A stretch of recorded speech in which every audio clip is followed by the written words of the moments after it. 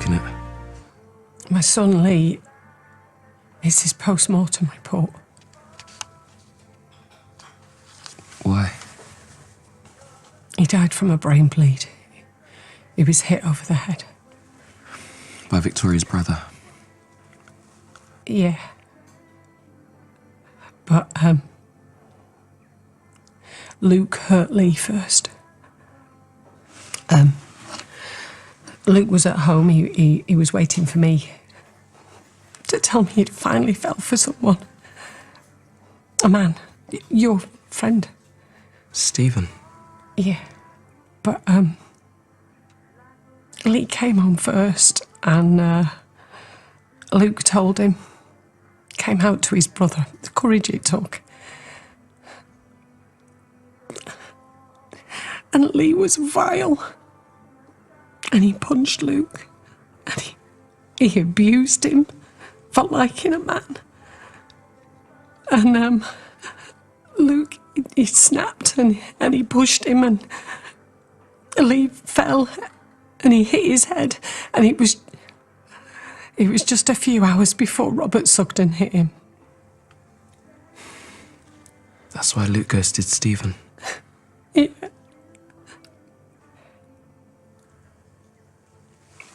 But, what do you need from me? Robert's blow caused the brain bleed that killed Lee. That's what the coroner said. But if the court had known about Lee's fall, maybe Robert would have had a better chance at fighting that murder charge. Could have stopped him from pleading guilty. Or maybe they would have reduced his sentence. If the court had all this information now, would it shorten Robert's sentence? I don't know. I owe it to Victoria to at least find out.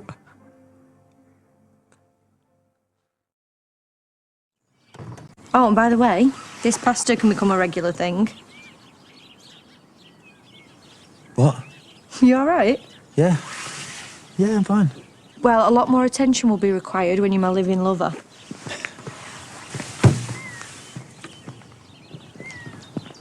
Still pushing ahead with this then? Did anyone invite you to this conversation? I understand why you split up with Stephen now. And do you know what? I'm on your side. No one deserves to go through that kind of abuse. You've been talking about it, have you? You and my mum. She told me what happened with Lee and why, and the rest just kind of fell into place. I just want you to know if there's anything I can do to help. Look, I didn't kill my brother, okay? So keep your mouth shut and drop this. Robert's guilty. He pleaded guilty. He admitted hitting Lee round the head with a shovel, and all the evidence supports that. But if Robert had known what happened to Lee earlier that day, he probably wouldn't have pleaded guilty. I don't want to sound like the voice of doom here, because I get where you're coming from, but changing a conviction like this would be highly unlikely. Highly unlikely isn't completely impossible. We can work with that. Thanks for this, Ethan. I'm sorry it's not better news. If you don't mind, we'd like to keep it between ourselves just now. Yeah, not a problem. I wanted to say, I hope we're cool. I swear I did not know it was Luke messaging me. I take you to think there was this big cover-up or something. I just thought he should be the one who told you about it. Well, it turns out him not telling me stuff seems to be a thing of his. But thank you for saying that. I really appreciate it. See you later. Are you all right? And don't give me any of that brave face rubbish, because I invented it. I'm fine. Really, I am. And it's easier now Luke's gone. What? Gone? Yeah. Apparently he's staying with a mate in Manchester. Anyway, I've got more important things to think about, like Robert. It looks like things aren't going to change for him. But if there's a chance, even a tiny one, that we can reduce his sentence, we've got to try.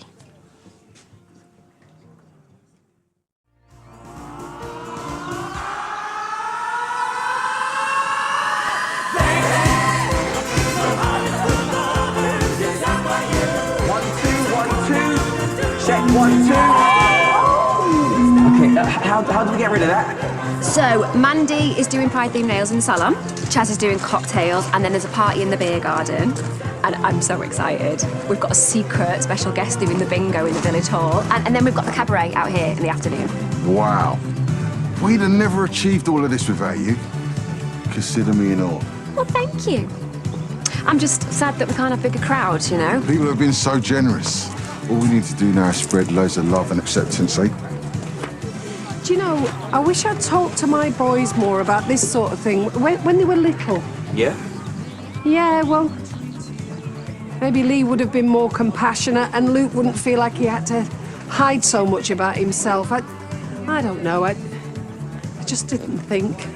You need to go easy on yourself. Luke is beyond lucky to have such a loving and open-minded mum.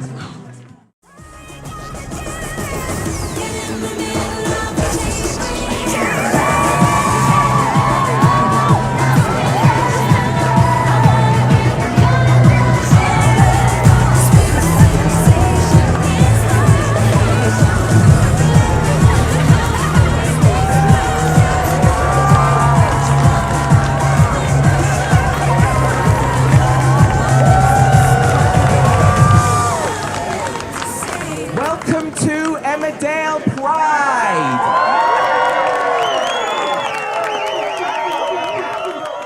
Yes. We wanted to celebrate Pride today because we know that growing up in a world where you feel different isn't always easy. There are people up and down the country, possibly even this village, who feel they have to hide who they really are for fear of rejection, retaliation, or because they struggle to align their faith with their identity. So our hope is people won't suffer in silence, that everyone here, regardless of their faith, knows they'll find acceptance, understanding, and someone to talk to at St. Mary's. So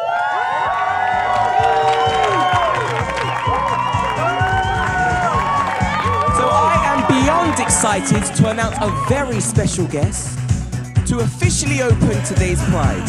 Please put your hands together for the Vivian! Thank you.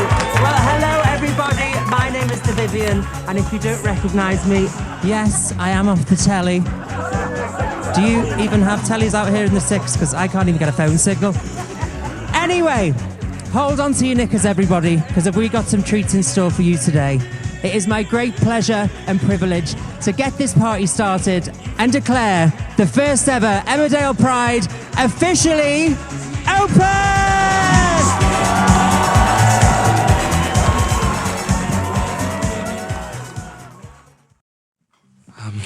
What's good for a hangover? Grease and carbs works for me. That, make it a large.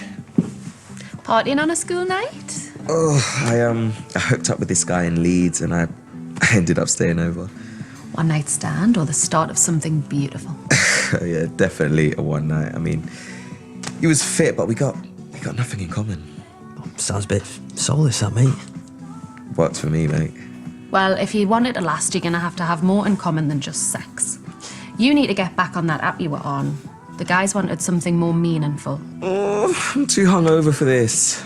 I mean it. If you want to find your Mr. Right, you have to stop messing around with these Mr. One nights. Fine.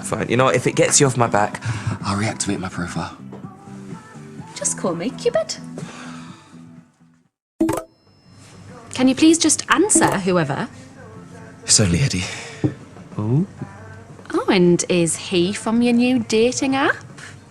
Might be. Ah, could Eddie be your Mr. Steady? No. He's a builder.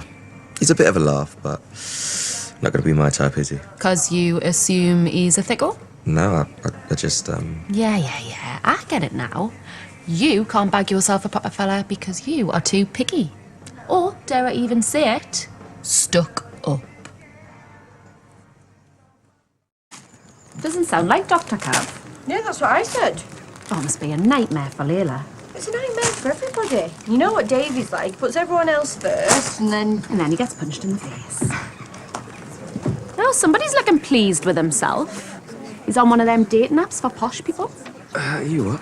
We wouldn't be allowed on it. Yeah, right. I've heard of them. Or they don't actually hook up.